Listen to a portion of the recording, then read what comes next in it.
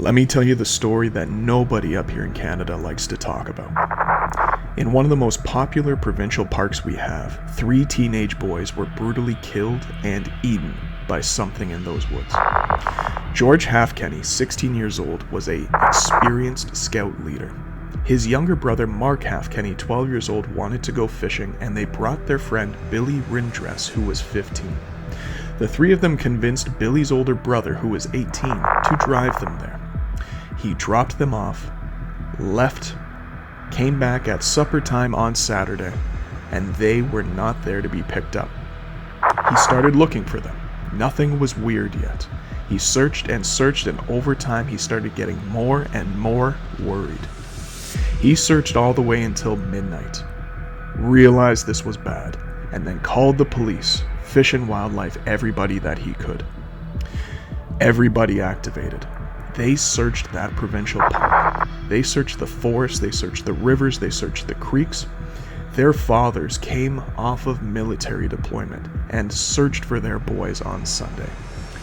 Nothing Sunday. Nothing most of Monday.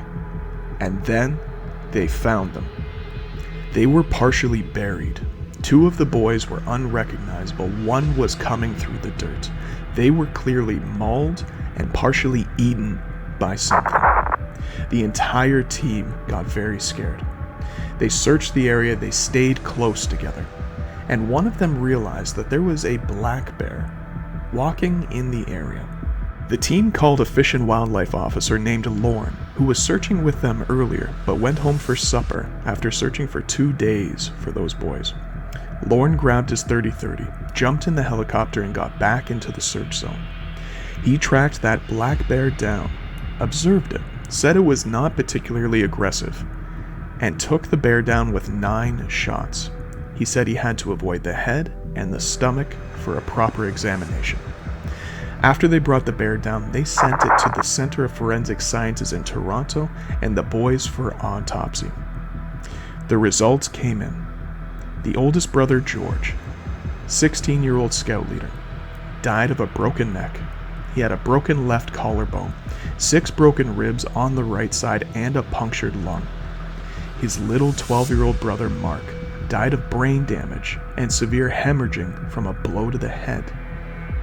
Their friend Billy, 15 years old, died of a broken neck and severe neck and throat lacerations. They looked to the bear. The results finally came back after some time. They described it as inconclusive.